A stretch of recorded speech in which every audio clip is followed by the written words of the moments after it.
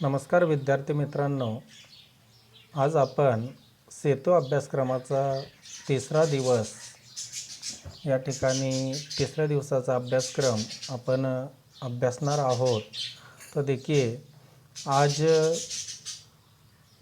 जो क्षेत्र है श्रवण, भाषण, मौखिक भाषा विकास, इन तीन क्षेत्रों का विकास हमें करना है। और आज की तासिका में हमें जो सभी छात्रों को जो अपेक्षित कौशल प्राप्त करने हैं, उसमें पहला कौशल्य है छात्र ध्यानपूर्वक समझकर श्रवण करेंगे। दूसरा है छात्र अपने शब्दों में व्यक्त होंगे। और तीसरा है छात्र एक दूसरे से वार्तालाप यानी संवाद करेंगे। यानी क्या कि आप हिंदी भाषा में एक दूसरे से सरलता से बोलेंगे यानी संवाद करेंगे, जिस प्रकार मराठी भाषा में बोलते हैं। तो देखिए पहले देखते हैं, आओ पता करें। तो अध्यापक निम्नलिखित उदाहरणों की सहायता से छात्रों से पूछकर या गट चर्चा द्वारा छात्रों को प्रोत्साहित कर उनमें आत्मविश्वास निर्माण करेंगे। और यहाँ अध्यापक एक हास्य व्यंग की कहानी पढ़कर छात्रों को सुनाएंगे, जिसमें एक उदाहरण दिया है बिल्ली का बिलंगुड़ा। यह 9वीं कक्षा का दूसरा पाठ है और जिसके रचयिता यानी लेखक राजेंद्र लाल हंडा जी है। और इस कहानी में गलतफहमी यह महत्वपूर्ण बात बताई है, यानी गलतफहमी यानी गैर समझ, मराठी में उसे गैर समझ बोलते हैं। कि किस प्रकार समाज में कभी कभी किसी बात से गलतफहमी फैल जाती है, इसका उदाहरण इस बिल्ली का बिलंगुड़ा गद्य द्वारा आया है। तो देखिए अध्यापक छात्रों को सुनी कहानी अपने शब्दों में बताने के लिए कहेंगे। तो यह बिल्ली का बिलंगुड़ा, इस कहानी को हमने पिछले साल पढ़ा है और आपको मालूम ही है कि किस प्रकार दिल्ली में उस समय गलतफहमी फैली हुई थी और जिसके कारण क्या हुआ है यह भी आपको पता है। तो देखिए अध्यापक छात्रों को सुनी कहानी अपने शब्दों में बताने के लिए कहेंगे, यानी आपको यह कहानी अपने शब्दों में बतानी है। इसके साथ अध्यापक छात्रों के गुट बनाकर घटना, प्रसंग तथा कुछ शब्द देकर, चित्र देकर कक्षा में संवाद या गुट चर्चा कराएंगे। आगे बताया है कि अध्यापक छात्रों को गलतफहमी शब्द देकर उनके मत या विचार जान लेते हैं। यानी गलतफहमी यानी क्या, मराठी में उसे गैर समझ बोलते हैं। और आपको यहाँ आपका मत या विचार यानी मंतव्य प्रकट करना है, बोलना है। आपकी दृष्टि से गलतफहमी यानी क्या। दूसरा बताया है गलतफहमी का अर्थ क्या होगा। तो मैंने अभी बताया कि गलतफहमी यानी गैर समझ। कभी कभी क्या हो जाता है, समाज में ऐसी ही कुछ गलतफहमियाँ फैल जाती है जिसके कारण किसी व्यक्ति को बिना गलत काम किए हुए भी उसे सज़ा मिलती है। तो ऐसे ही यह गलतफहमी शब्द हैं। यह शब्द किस भाषा से आया होगा। आप देखते हैं कि हर भाषा में दूसरी भाषाओं से अनेक शब्द आए हैं। तो यह गलतफहमी शब्द हिंदी भाषा में उर्दू भाषा से आया हुआ शब्द है, यानी मूल गलतफहमी यह शब्द उर्दू भाषा का है। किसी ठीक बात को गलत क्या समझते हैं। कभी कभी क्या हो जाता है, इस कहानी में भी बताया गया है लेखक राजेंद्र लाल हंडा जी ने, कि कभी कभी क्या हो जाता है, किसी प्रकार की गलतफहमी फैल जाती है और जिसके बदौलत किसी अच्छे इंसान को भी उस गलतफहमी का सामना करना पड़ता है। और ऐसे बहुत सारे गलतफहमियाँ फैल जाती है। जैसे उस पाठ में बताया है कि उस लेखक के जो नौकर हैं वे बिलंगुड़ा को छोड़ने के लिए जाते हैं और उस समय दिल्ली में एक गलतफहमी फैली हुई थी कि छोटे बच्चों को उठाने वाली जो गिरोह है यानी समूह है वह कार्यरत हैं और वह छोटे बच्चों को उठाकर ले जाते हैं। तो ऐसे ही समाज में कुछ गलतफहमियाँ फैल जाती है। बिल्ली के बारे में क्या क्या गलतफहमियाँ हैं आप तो जानते ही हैं कि बिल्ली के बारे में हमारे समाज में तो बहुत सारी गलतफहमियाँ हैं कि किसी अच्छे महत्वपूर्ण काम करने के लिए निकलते हैं और रास्ते में बिल्ली आड़े आ जाती हैं तो हम बोलते हैं कि आज का जो काम है वह नहीं होगा। ऐसी कई तरह की बिल्लियों के बारे में गलतफहमियाँ फैली हुई है और आप किसी गलतफहमी के शिकार बने हैं क्या, यह सवाल आपके लिए है। क्या ऐसी ही कोई गलतफहमी हुई है और जिसके शिकार आप बने हैं क्या? तो आगे देखिए, रचनात्मक प्रश्न पूछकर अध्यापक गलतफहमी का अर्थ छात्रों से जान लेंगे जो बिल्ली का बिलंगुड़ा से है। आपको इसका तो बताया है गलतफहमी का अर्थ। आगे देखिए, कुछ कृतियाँ इस कहानी पर आधारित दिए हैं कि पहली कृति देखिए, घर में बिल्ली पालने के कारण। कौन कौन से कारण हैं तो इस पाठ में दिए हैं। पिछले साल आपने अध्ययन किया है कि घर में बिल्ली पालने के कारण पहला कारण है यहाँ घर में चूहे होना, यानी उनके यहाँ चूहे हो गए थे और जिसके कारण उन्होंने बिल्ली पालने का निश्चय किया था। यानी घर में चूहे होना पहला कारण है बिल्ली पालने का। दूसरा है चूहे निकालने का उपाय कारगर न होना। उन्होंने बहुत सारे उपाय किए मगर घर के बाहर चूहे नहीं निकले तो उन्होंने बिल्ली पालने का निश्चय किया था। तीसरा कारण है घर में बिल्ली पालने का, वह है पुरानी परंपरा को न मानना। वे पुरानी परंपरा को नहीं मानते थे। और चौथा कारण है मित्रों का परामर्श, यानी मित्रों की सलाह ली है उन्होंने बिल्ली पालने के लिए। ये 4 कारण है घर में बिल्ली पालने के। आगे देखिए, शब्दकोश या गूगल की सहायता से निम्नलिखित शब्दों के विलोम शब्द खोजिए और नए वाक्य बनाइए। जैसा देखिए, समझदार, उसका विलोम शब्द यानी विरोधार्थी शब्द है नासमझ। इसे हम एक वाक्य में बना देता हूँ यहाँ कि राम बड़ा नासमझ लड़का है। ऐसे ही हर एक शब्द का आपको विलोम शब्द लिखना है तथा उस विलोम शब्द का अर्थपूर्ण वाक्य में प्रयोग करना है। दूसरा शब्द है अल्पभाषी, यानी बहुत कम बोलने वाला। उसका विलोम शब्द है अतिभाषी, यानी ज़्यादा बोलने वाला। तीसरा शब्द है पुरानी। पुरानी का विलोम शब्द है नई, जैसे पुरानी विचारधारा, नई विचारधारा। चौथा शब्द है समर्थन। समर्थन का विलोम शब्द है विरोध। और 5वां शब्द है दुर्लभ। दुर्लभ का विलोम शब्द है सुलभ। छठा शुष्क। शुष्क का विलोम शब्द है हरा भरा। ऐसे ये 6 शब्द दिए और उनके विलोम शब्द मैंने यहाँ दिए हैं।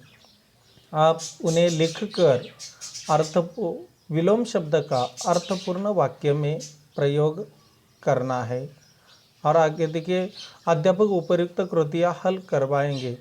तो यहाँ हल की है, अध्यापक बिल्ली का बिलंगुड़ा तथा अन्य प्राणियों पंछियों जैसे चमगादड़, छिपकली, उल्लू आदि के बारे में होने वाली गलतफहमियों पर चर्चा करेंगे और अनुभव कथन करवा लेंगे। जैसे आज भी हमारे समाज में बिल्ली जैसे ही बाकी के जो प्राणी और पंछी हैं उनके बारे में भी बहुत सारी गलतफहमियाँ फैली हुई है। जैसे चमगादड़ की हैं, छिपकली के हैं, उल्लू के हैं आदि के बहुत सारी गलतफहमियाँ आज भी समाज में फैली हुई हैं। आगे देखिए, अभिव्यक्ति लेखन। प्राणी हमसे कहते हैं जियो और जीने दो, यानी इस धरती पर सभी सजीवों को जीने का हक है, चाहे वो मनुष्य हो या प्राणी हो, पक्षी हो या कोई भी सजीव हो, हर एक को जीने का यहाँ हक है। मगर मनुष्य अपनी बौद्धिकता यानी बुद्धिमत्ता के बल पर क्या कर रहा है कि इस धरती पर, इस पृथ्वी पर खुद का ही यहाँ पूरी तरह से अपना ही बोलबाला चल रहा है मनुष्य का। तो इस दुनिया में यानी इस धरती पर हर एक सजीव को जीने का अधिकार है, चाहे वह मनुष्य को शांतिपूर्ण ढंग से अपना जीवन बिताने के लिए प्रेरणा दे और सभी इस सजीव सृष्टि के हकदार है और सब मिलजुल कर रहे और हमेशा दूसरे सजीवों की मदद करे। ऐसे हम कह सकते हैं, यानी प्राणी हमसे कहते हैं कि जियो और जीने दो, यानी आप भी जियो और हमें भी जीने दो, क्योंकि आपकी तरह हमें भी जीने का हक है। ऐसा आपको लिखना ही, यह आपका मंतव्य यहाँ प्रकट करना है। आपके जो विचार है वे यहाँ लिखने हैं। आगे देखिए, आओ सक्षम बने। और वही बिल्ली का बिलंगुड़ा पाठ की कुछ यहाँ पंक्तियाँ दी है कि उन दिनों दिल्ली में बड़ी सनसनी फैली हुई थी। नगर के सभी भागों से बच्चों के उठाए जाने की खबरें आ रही थी। यानी उस समय दिल्ली में बड़ी सनसनी फैली हुई थी। सनसनी का मतलब है मराठी में अफवाह। तो सनसनी फैली हुई थी, और कौन सी सनसनी फैली हुई थी कि नगर में यानी दिल्ली शहर में सभी भागों में बच्चों के उठाए जाने की खबरें आ रही थी। और एक दो बार पत्रों में यह छपा कि जमुना के पुल पर, यह दिल्ली शहर जमुना नदी के किनारे पर स्थित है और वहाँ जमुना नदी के पुल पर आदमी पकड़े गए थे कि जिन्होंने छोटे बच्चों को उठाया था और जिन्होंने बोरियों में बच्चे बंद किए हुए थे। और स्कूलों से बच्चे बहुत सावधानी से लाए जाते थे, पार्कों में यानी बाग बगीचाओं में और बाहर गलियों में बच्चों को खेलना कूदना तक बंद हो गया था इस बच्चों के उठाने के खबरों के कारण। और आगे देखिए, अध्यापक छात्रों की उपयुक्त परिषद पर चर्चा करवाएंगे। समाज में लोग कौन कौन सी गलतफहमियों के शिकार होते हैं, और आपको मालूम है कि वह अनेक प्रकार की गलतफहमियां हैं और उन गलतफहमियों के शिकार अनेक लोग होते हैं। और इसी आधार पर अंधविश्वास, गलत परंपराएं, पूर्वग्रह आदि पर सक्षमता से विचार विमर्श किया जाएगा। जैसे आज भी विज्ञान के मार्ग पर चलते हुए आज भी हमारे भारत में अनेक प्रकार के अंधविश्वास और गलत परंपराएं चलती ही रही है। कभी कभी पूर्वग्रह दूषित वातावरण भी तैयार हो जाता है और अनेक प्रकार के अंधविश्वास हमें समाज में पाए जाते हैं।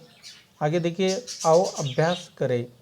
अध्यापक उपयुक्त परिषद के आधार पर कृतियाँ करने हेतु प्रेरित करेंगे तथा अन्य अनुभव, अंध परंपराएं या पूर्वग्रह तथा वैज्ञानिक तत्व समझाने के लिए प्रोत्साहित करेंगे। उसके लिए एक कृति दी है, देखिए उत्तर लिखे आपको है। दिल्ली में फैली सनसनी। कौन सी सनसनी फैली थी? अभी ऊपर परिच्छेद में हमने देखा है कि दिल्ली में नगर में यानी दिल्ली में बच्चा उठाए जाने की खबर फैली हुई थी। यानी दिल्ली में फैली सनसनी कौन सी है कि दिल्ली में बच्चों को उठाने की खबर फैली हुई थी। एक नदी का नाम, ये जो शहर नगर हैं वह किस नदी के किनारे पर स्थित है? वह जो नदी का नाम आया है तो वह है जमुना। यानी जमुना नदी के किनारे पर यह शहर स्थित है। इसमें अनाज रखा जाता है। कहाँ रखा जाता है अनाज? लोहे के ढोलों में, यानी लोहे के ढोलों में अनाज रखा जाता है। आगे देखिए, बाग के लिए अंग्रेजी शब्द कौन सा है? बाग के लिए अंग्रेजी शब्द गार्डन, यानी बाग के लिए अंग्रेजी शब्द आया है गार्डन। आगे देखिए, कथा कहानियों और धारावाहिकों में आने वाली अंधश्रद्धा। आप अनेक प्रकार की कहानियाँ सुनते हैं, देखते हैं, अनेक प्रकार की धारावाहिकों यानी टीवी सीरियल्स हैं और उनमें अनेक प्रकार की अंधश्रद्धाएँ दिखाई जाती है। और वह कौन कौन सी है कि जैसे आत्मा की कहानी होगी, पुनर्जन्म की कहानी होगी, भूत बाधा, भूत प्रेत की आदि जो है वह अंधश्रद्धाएँ फैली हुई हमें दिखाई देती हैं। और आगे बताया कि आओ सृजन करें। किसी पशु चिकित्सक से बिल्ली और शेर के बारे में गलतफहमियां और विज्ञान, इस पर चर्चा कीजिए। आपके गांव में अगर कोई पशु चिकित्सक हैं, यानी जानवरों के जो डॉक्टर हैं, पशु चिकित्सक हैं, उनसे बिल्ली और शेर के बारे में जो गलतफहमियां समाज में फैली हुई है और विज्ञान, इस पर चर्चा आपको करनी है। आगे दूसरी सृजन के लिए कृति बताई है कि शेख चिल्ली की कहानी पढ़कर अपने शब्दों में कथन कीजिए।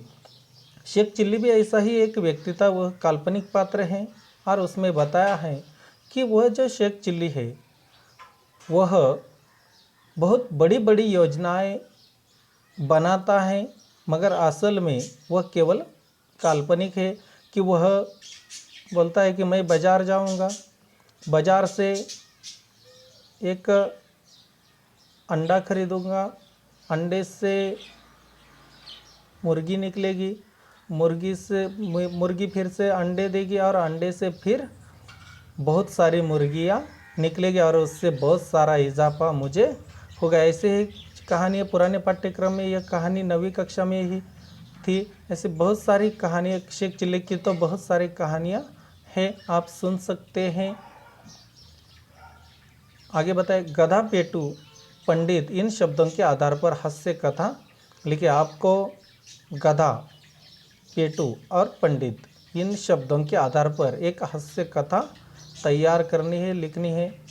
और आज के ये कौशल के लिए पूरक साहित्य स्रोत यहाँ बताया है कि बीमार न होने का दुख, लतीफ़ घोंगी की कहानी प्राप्त करके आप पढ़ सकते हैं, जिससे आपको इन कौशलों को प्राप्त करने में मदद होगी।